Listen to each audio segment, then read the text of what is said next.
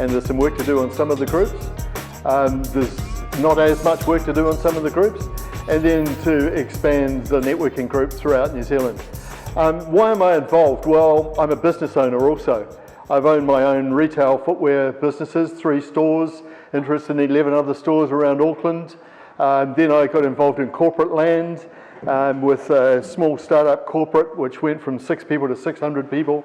And for the last 14 years I run my own business, which is Ignite Your Business, helping business owners think differently about their business, helping business owners to make more money.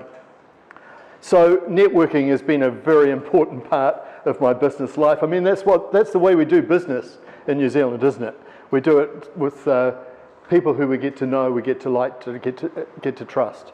We then sample their wares, we buy from them, and then after that we recommend them and refer them to our friends. So everybody's probably seen this little chart here before. It's in the black books. That's the first thing I should check. Does everybody have one of our black books that we've put together for the olive? No? Ross? Yeah? There's a couple here, Adam. We'll get them to you. So this is a little chart that is sitting in the black book, and if I had a whiteboard, I'd be drawing this chart on the wall rather than just presenting it to you. What this chart represents is the vertical axis is about, I've called it here freedom, but it's actually about, let me draw it virtually, it's actually about flexibility or freedom. And then the horizontal line is about systems and processes. And then if we look at that, there's 4 quadrants on the chart.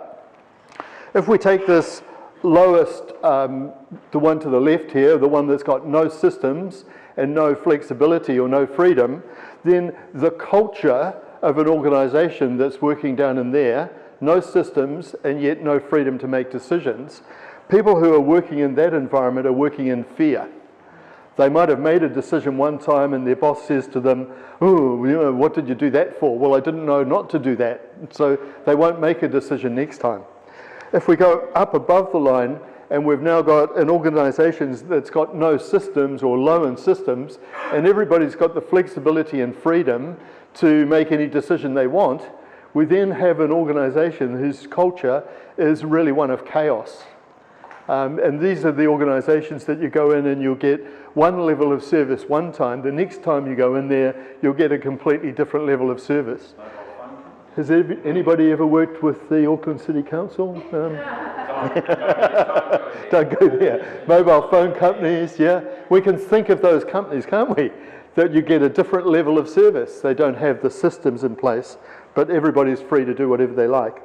Then if we move across in here, we're moving out into companies that have got lots and lots of systems, organisations with lots of systems, and no matter what it is, you don't do anything but the system. And when we walk into those organisations, we might hear things like, oh no, we know you're the customer, but that's not the way that we do it around here. So you hear those sorts of stories.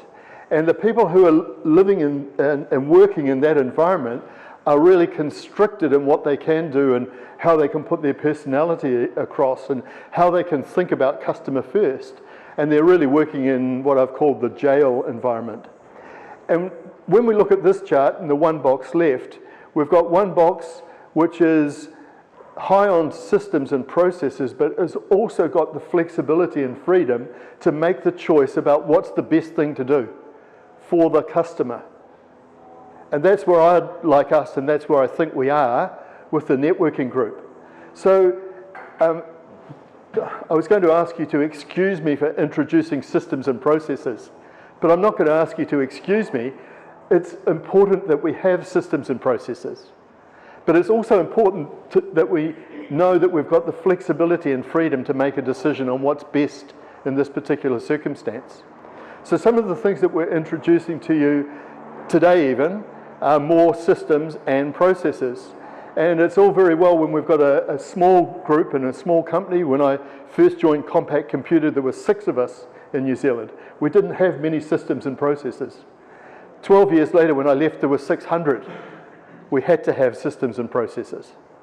So as we're growing, the networking group's growing, unfortunately, we have to introduce a few extra bits and pieces, because one of my philosophies is if we've got a trouble spot or we've got a problem, yes, we need to fix the problem, but we also need to look at what caused the problem, what led up to the problem happening, and what can we do, what can we put in place to stop that problem occurring again.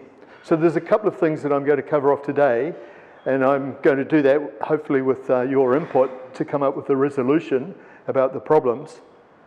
But we just need to introduce a few more systems, but keep in mind, it's not all about just systems, it's that combination of systems and flexibility. Does that make sense to everyone?